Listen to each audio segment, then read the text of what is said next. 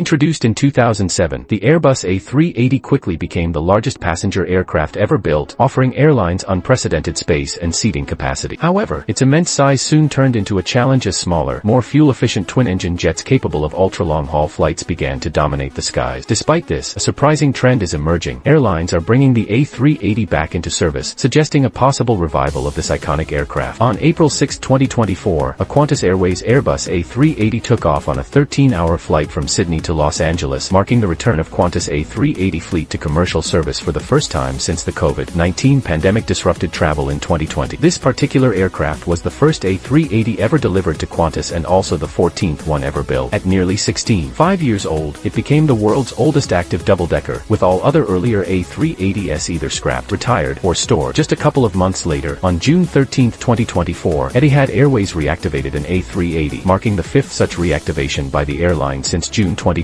This trend of bringing the A380 back into action is growing, signaling that the aircraft's potential is far from over. To understand the A380's initial decline, it's important to look at its history. In the 1970s, the Boeing 747 reigned as the largest passenger aircraft. However, as air travel evolved, Airbus sought to create a competitor. Despite the enormous cost involved, Airbus pushed forward with its ambitious A380 project. The result was the world's largest passenger jet and the first full double-decker aircraft. The A380 made its maiden flight in April 2005 and entered service with Singapore Airlines in October 2007. Not only was it larger, but it was also more fuel-efficient than the Boeing 747, consuming 20% less fuel per seat. But despite these advantages, Airbus struggled to find buyers for the A380. By 2021, after billions of dollars in development costs, the program was discontinued. Several factors led to its decline. One key issue was the A380's high fuel consumption. The aircraft required vast amounts of fuel to operate its four engines. Even though it was relatively efficient for its size, it consumed an average of 11,400 liters of fuel per hour, making it financially unfeasible for airlines, especially with high fuel prices. Additionally, maintaining four engines and such a large airframe was resource-intensive and costly. Airlines could only break even if a substantial portion of the seats were filled on every flight, which proved difficult to achieve consistently. Another problem was the A380's sheer size. With a wingspan of 80 meters, a length of 73 meters, and a height of 24 meters, the aircraft required extensive airport infrastructure. Many smaller airports were unable to accommodate the A380, which limited its operational flexibility. Furthermore, the large engines and massive body of the aircraft resulted in higher emissions and noise, which became increasingly problematic due to growing environmental concern. The A380 was designed around the hub-and-spoke model, where passengers would connect through major airports to reach smaller destinations. However, the aviation industry started shifting towards the point-to-point model, where smaller, more fuel-efficient planes like the Boeing 787 Dreamliner and Airbus A350 could fly directly between smaller cities. This shift, coupled with the growing efficiency of modern aircraft, led to a decline in demand for the A380. In 2019, Airbus announced it would halt production of the A380 in 2021. The COVID-19 pandemic further accelerated its decline, as travel restrictions forced airlines to ground much of their fleets. When travel resumed, passengers were hesitant to board crowded planes, and airlines turned to smaller, more economical aircraft. Despite these challenges, certain airlines, notably Emirates, continue to operate the A380 profitably. Emirates' hub-and-spoke model fits perfectly with the A380's capabilities, making it the largest operator of the aircraft. Now, with rising passenger demand, supply chain delays, and the delivery of new aircraft taking longer, other airlines are also reconsidering the A380. The aircraft's massive capacity is becoming an advantage again as air travel rebounds. Major airports, already facing congestion, are finding the A380's ability to carry over 500 passengers per flight helps ease overcrowding. Additionally, the spacious design of the A380 allows airlines to offer unique luxury experiences such as first-class suites and onboard lounges, which help offset its high operating costs. For example, Qantas has focused on enhancing its premium offerings, expanding the premium economy section, and upgrading the upper deck of its A380s to improve the passenger experience. Another advantage of the A380 is its safety record. It has never been involved in a fatal accident, which boosts its appeal to both passengers and airlines. Several airlines have already reintroduced the A380 to their fleets. Qantas has reactivated 12 of its A380s and performed extensive cabin upgrades. Lufthansa is also investing in modernizing its A380s to improve the business class experience. The renewed interest in the A380 is primarily driven by increasing passenger demand and delays in the delivery of new aircraft from Boeing and Airbus. Airlines struggling to meet this demand are raising ticket prices and exploring every possible fleet option, including the reactivation of previously retired aircraft. Despite the growing interest, the A380's long-term profitability remains uncertain. The same challenges that led to its initial decline, high operating costs, limited route flexibility, and the shift towards smaller aircraft, still persist. However, the A380 may enjoy a longer lifespan in commercial service due to ongoing supply chain problems and increasing travel demand. Will the A380 make a full comeback, or is this revival just a temporary trend? The answer will depend on how the aviation industry evolves in the coming years. For now, the A380 is enjoying an unexpected resurgence, proving that even an aircraft once deemed obsolete can find new life under the right circumstances.